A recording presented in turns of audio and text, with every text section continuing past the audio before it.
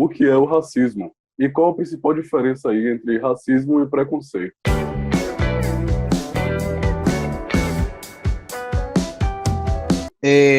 Racismo é um conjunto de normas estabelecidas a partir de determinadas teorias. Preconceito é quando eu tenho um conceito pré-estabelecido sobre um determinado assunto, sobre uma determinada situação, sobre um determinado indivíduo. O racismo, ele atende às necessidades a gente consegue compreender o racismo por conta da discriminação que aqui existe no Brasil e no mundo, né? E é por conta da cor da pele. Então, o racismo está, de certa forma, relacionado a essas questões raciais. Porém, o racismo, ele é reafirmado, ele tem o seu combustível numa abordagem teórica. Eu discrimino uma pessoa a partir da sua cor da pele diante de um conceito ou de algo teórico. O racismo é quando eu discrimino uma pessoa por conta da sua raça, né, do seu grupo étnico pertencente. Sim. E eu embaso a minha fala em um discurso teórico,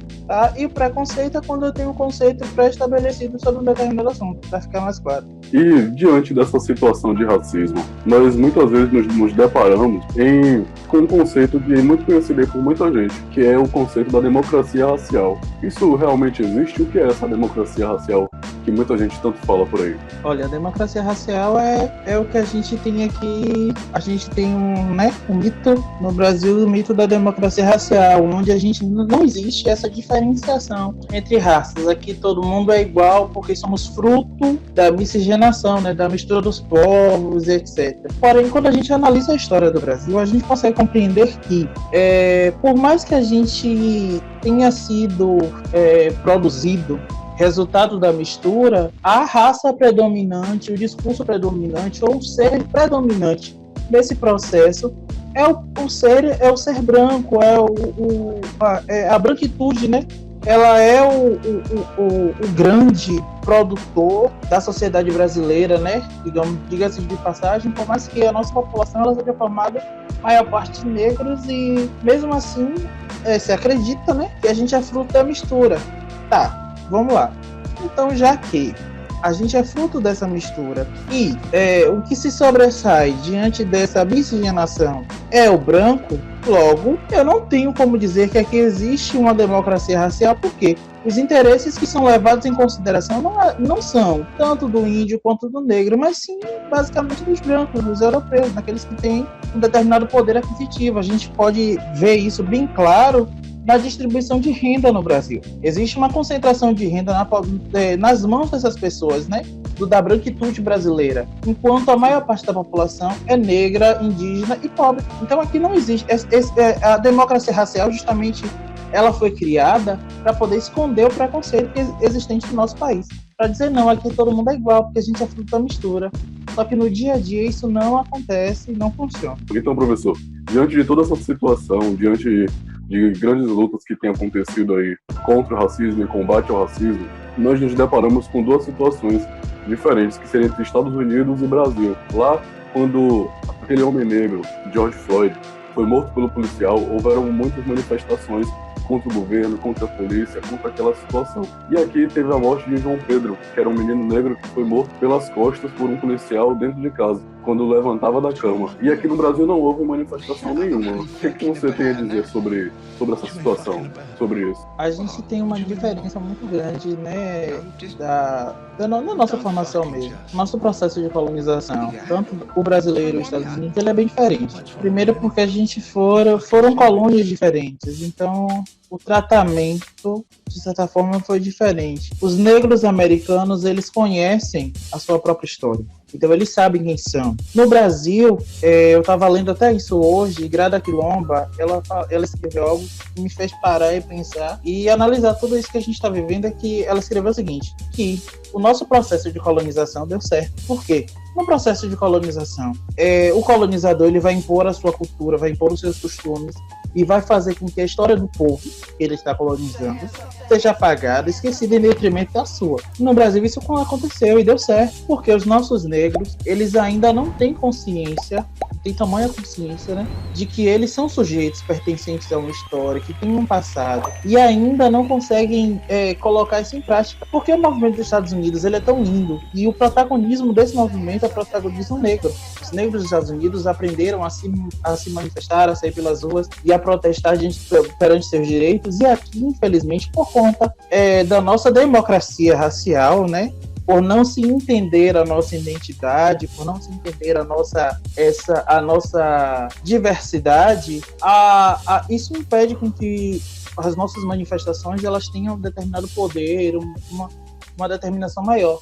Há pouco tempo a gente tem o caso do menino Miguel, né, que pulou do 9º andar por conta da negligência da patroa, e aparentemente parece que isso tudo não vale nada. Existiram algumas manifestações, mas é aquilo que eu te falei no começo, existe uma hegemonia branca que domina o nosso país, e essa população, essa menor parcela da população que tem poder aquisitivo consegue chegar e acessar determinadas coisas que a população negra infelizmente não consegue, porque ainda não consegue entender o poder que eles têm. Então, vai se passar, vai acontecer quantos genocídios de meninos negros, quantos homens negros eles são mortos cotidianamente, quantos meninos os seus sonhos são apagados cotidianamente, e isso não faz com que a população, a nossa população negra, ela se manifeste da forma que deveria acontecer. É por conta desse processo de colonização que fez com que a gente não conseguisse compreender de onde somos, não conseguisse compreender a nossa ancestralidade, a nossa história, de fato. Então, professor, diante de toda essa situação, essa grande problemática que nós temos, nós vemos o combate ao racismo crescendo, mesmo que de forma mais devagar no nosso país, mas nós vemos um grande crescimento. Agora, o que o senhor me diz sobre uma pessoa branca se considerar antirracista? Em que tipo de momento uma pessoa branca pode falar de racismo exatamente? O que o senhor tem para nos falar sobre isso? Bom, a partir do momento que essa pessoa branca ela consegue entender os seus privilégios, entende que o seu lugar na estrutura de poder é privilegiado, e ele consegue reconhecer que a cor da pele dele faz com que ele chegue a determinados lugares que eu, por exemplo, como um homem negro, não consigo chegar, ele pode falar a partir do seu privilégio, ele pode falar de racismo a partir do seu local, do seu locus de atuação, né? Ele é uma pessoa branca, um homem ou uma mulher branca, geralmente, né, o cisgênero, e ele tem um determinado papel na sociedade, um determinado lugar na pirâmide hierárquica, e eu, como homem negro, nunca vou ocupar, a menos que a gente consiga desconstruir. Então, se o lugar dele é privilegiado, ele pode falar a partir desse lugar de privilégio, a partir do seu foco de concentração. Um homem branco pode ser antirracista? Sim, ele deve ser antirracista. A população branca precisa entender que os seus privilégios fizeram ele chegar a determinados lugares e barrar a nossa população preta de chegar. Então, ele precisa entender que esse lugar dele é privilegiado e falar a partir desse lugar. Vamos colocar como exemplo simples para que a gente entenda a nossa democracia racial. Eu tenho 2 meninos, né, andando na rua, ambos com a mesma roupa, com as mesmas vestes, mas a cor da pele de um é diferente da do outro. Eu vou ter um menino branco e um menino negro, os dois andando na mesma rua. Quem vai separar de uma abordagem policial é o menino preto, simplesmente porque a cor da pele dita que ele é um marginal. Já o menino branco, ele nunca vai ser taxado de marginal, ele nunca vai ser taxado de criminoso. A gente vê isso reforçado cotidianamente nas novelas. Então, já que isso é o padrão, essa pessoa branca ela precisa usar do seu privilégio para fazer com que essa pessoa negra ela chegue ao lugar que é de direito dela. Já que para existir a democracia racial, todos precisariam ter direitos iguais, todos precisariam chegar no mesmo espaço, no mesmo lugar, da mesma forma. Só que infelizmente isso não acontece. E as cotas elas fazem uma política de reparação. Entretanto, o que acontece? Diante das cotas, a gente tem toda uma discussão, né? Que as pessoas, que, por exemplo, o número de vagas ele é muito pouco. Se eu tenho 100% de vagas para concorrência, 20% e 30% é destinado às cotas. Trocando em miúdo, se eu tenho 10 vagas para ampla concorrência, que é para pessoas brancas, eu tenho 3 vagas para as pessoas negras, né? Então, são 3 vagas para, por exemplo, 100 negros concorrerem a essas 3 vagas. De certa forma, por mais que essa política dê uma determinada equiparação, a gente ainda vai continuar tendo a desigualdade, porque a distribuição de vagas ainda não é aquilo que a gente queria. Ou seja, já que o branco ele ocupa um determinado lugar na sociedade, ele precisa entender que esse lugar é privilegiado e, a partir disso, ele precisa fazer com que os negros, né, a nossa população, ela chegue no lugar de privilégio. O branco ele pode ser antirracista quando ele consegue entender que ele está numa posição privilegiada, e ele pode falar a partir disso. Aí a gente vai para outra questão, né? Que Djamila escreveu um livro muito importante e tal, fala que é lugar de fala. É quando eu entendo o meu lugar, a minha posição na sociedade, e eu falo a partir disso. Isso não quer dizer que eu não possa falar, por exemplo, de um determinado assunto ou de um determinado assunto. Por exemplo, o branco pode falar de racismo? Pode. Como é que o branco vai falar de racismo? Ele sofre racismo? Não, ele nunca vai sofrer racismo. Mas a partir do lugar de privilégio dele, ele pode falar de racismo. Eu, como homem negro, eu posso falar de racismo? Sim, porque a minha cor da pele me condiciona a passar por determinadas situações. Me condiciona, eu vou colocar entre essas, porque não pela... me faz com que, né, eu passe por determinadas situações de racismo, de discriminação, de preconceito, seja lá qual for a forma. Mas a minha cor da pele é um estereótipo para todo o sofrimento, né, que é causado nesse processo. Então só eu posso falar de dentro, entende? O lugar de fala é responsável por dizer assim, olha, você que está passando por dessa situação, é desse grupo específico, pode falar de dentro do assunto. Quem não vive esse assunto e observa de fora, ele pode falar a partir do seu lugar específico, que é fora. Nosso processo de colonização, ele vai fazer com que a nossa história seja totalmente apagada e a gente vai tentando ressignificar a partir daquilo que a gente pode. Porém, a população que é criada aqui, ela é uma população que não tem um determinado conhecimento da sua história. Isso vai facilitar o entranhamento, né, dessas políticas racistas, o entranhamento do desconhecimento da sua história, do seu próprio eu, né, o desconhecimento do você. Isso vai favorecer todos os nossos processos, né? A gente não consegue se ver bonito, se achar bonito, porque a mídia, os meios de comunicação, eles vão fazendo com que a nossa população preta, ela não consiga se enxergar como bela, como amável, essas coisas que a gente vê com a população branca, né? O branco é sinônimo de tudo de bom. Isso é o exemplo simples, né? Branco, a cor branca representa a pureza, a claridade, e etc. O preto é a escuridão e as trevas. Então, infelizmente, tudo que é ligado ao negro, ele acaba sendo referenciado como treva, como escuro. Então, já que todos os estereótipos colocados para essa população são para destruir a sua imagem, isso vai fazer com que em todas as esferas essa população não se veja representada, não se sinta reconhecida e não tenha interesse em nada, porque não se é atraente, vamos dizer assim. Então, o processo de colonização, ele entrou assim, fazendo que a nossa população ela não tivesse história, não tivesse nenhum sentimento bom de si. Isso vai reverberar em todo o nosso processo, né, até os dias atuais. É por isso que a gente tem poucos médicos negros.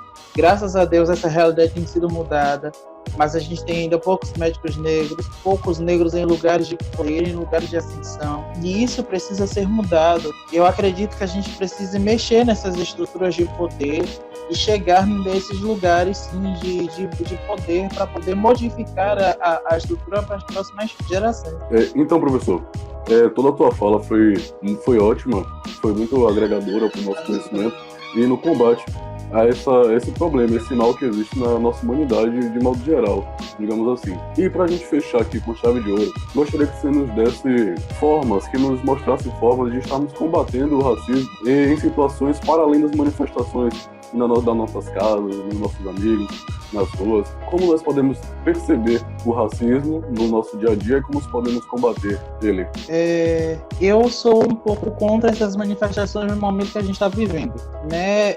A gente no Brasil a gente tem N problemas. Isso começa na presidência da República. E essas manifestações, por mais que bem intencionadas sejam, elas fazem com que a nossa população ela seja cada dia mais contaminada. E esse ciclo da pandemia, a gente não parece que nunca...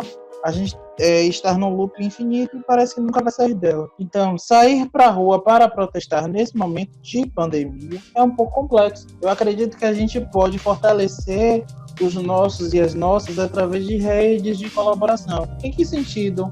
Para formar grupos para poder discutir determinados textos, para que a nossa população aprenda, por exemplo. Eu acho que é tempo mais da gente se organizar, já que a gente está no interior das nossas casas, fazer com que os nossos compreendam, para fazer com que os nossos analisem, né, todo o nosso processo, não sair para a rua no momento que, tipo, é o pico da pandemia, a onda de contágio no Brasil ainda não passou. Então não vale a pena a gente sair para a rua para morrer. Eu acho que a gente precisa se organizar enquanto sujeitos políticos, formar outros sujeitos políticos, para que esses sujeitos consigam entender o seu lugar, consigam compreender a ocupação na sociedade, para que esses sujeitos consigam enxergar, por exemplo, coisas que eles não enxergavam antes. Antes, as situações racistas passavam por mim, eu achava normais, eu normatizava tudo.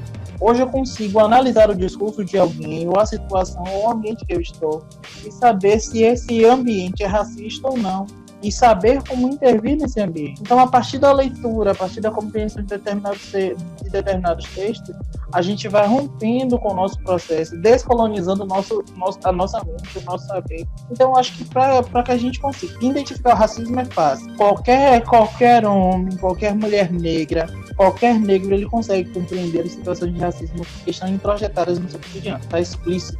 Mas a gente precisa aprender a lidar com isso e fazer com que os nossos sujeitos eles sejam cada dia mais fortes diante dessas situações. Eles precisam ler mais, eles precisam ter mais conhecimento. Eu acho que a gente pode, já que a gente é detentor do saber, né? Vamos dizer assim, porque eu sei que o saber ele é transmitido, como diz Paulo Freire, a partir da conversação, do diálogo. Então existem várias formas de saber, vários saberes. Então eu acho que a gente precisa compartilhar aquilo que a gente aprende dentro da academia, transformar esses conceitos em práticas para as nossas comunidades. Já que a gente está dentro de casa, de certa forma desocupado, é hora de se organizar politicamente. Já que a gente não pode fazer com que as nossas vozes sejam ouvidas na rua, a gente faça com que as nossas vozes sejam ouvidas dentro de casa, para os nossos vizinhos, que a gente crie redes de colaborações para essa galera jovem que está dentro de casa sem fazer nada, sem ocupar, de certa forma, sua mente, entende? Porque a gente precisa fortalecer a nossa população, fazer com que a nossa população se conheça, conhecer a sua própria história, conhecer a sua própria origem, para que a gente não mais aceite determinadas coisas e para que a gente saia mais forte. Quando tudo isso passar, quando tudo isso acabar, a gente conseguir ir para a rua, botar a cara na rua assim, protestando com o protagonismo negro, porque é uma crítica que a gente precisa fazer a esse movimento, né? Porque, por exemplo, quando subiu a tag lá no Instagram sobre vidas negras importas, aí surgiram outros movimentos, são antifascistas, são anti-isso, são anti-aquilo. Mas o nosso momento é lutar contra o nosso problema atual, é o problema racial. Infelizmente, em qualquer situação no âmbito brasileiro, a raça ela vem em primeiro lugar, entende? Ser preto no Brasil me faz alvo de qualquer coisa.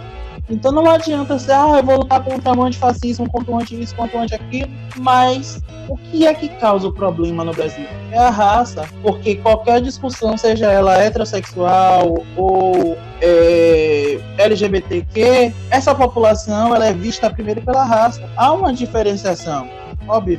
Então o discurso racial ele entra primeiro. Então a gente precisa depois sair na rua com protagonismo preto dentro desses movimentos e sim ser antirracista, primeiramente, porque não adianta ser antifascista e não ser antirracista. Eu sou antifascismo, mas eu não luto contra esse processo o nosso maior problema é o problema racial. A gente precisa fazer com que as populações, as crianças, elas consigam se entender e dizer abertamente que são crianças negras. A gente não ouve isso. A gente ouve que é moreno, que é isso, que é aquilo, não sei o quê. Mas é muito complicado ainda se ouvir uma pessoa dizer, não, eu sou negro, eu tenho orgulho da minha cor, eu sei da minha origem. Eu vim de um determinado povo que sofreu e tal, mas que lutou. E a gente não se reconhece ainda. Então é lutar é fazer com que a gente consiga articular novas redes, para que a gente consiga introjetar conhecimento nessa população que está ao nosso alcance, que está próxima da gente. parar de arrotar a teoria nas redes sociais e fazer com que o nosso discurso seja ouvido pelo vizinho de forma clara e simples, porque o conhecimento não nos faz melhor do que ninguém, o acesso, né, ao conhecimento não nos faz melhor do que ninguém, pelo contrário, é para que a gente dê um retorno àqueles que não conseguiram chegar, lembrando que a gente carrega nas costas aqueles que já chegaram e lutaram para que a gente conseguisse ocupar o lugar que ocupamos hoje. Então, assim, é fazer com que a gente consiga organizar as nossas redes mais próximas. A campanha não é ficar dentro de casa diante da pandemia por conta, né, do problema do coronavírus, que é um problema muito grande. Então, a gente aproveitar esse momento para fortalecer as nossas redes mais próximas. Fazer com que esse discurso, né, sobre raça seja mais próximo das pessoas que estão ao nosso redor, para que elas também ganhem consciência, para que elas também não aceitem determinadas situações.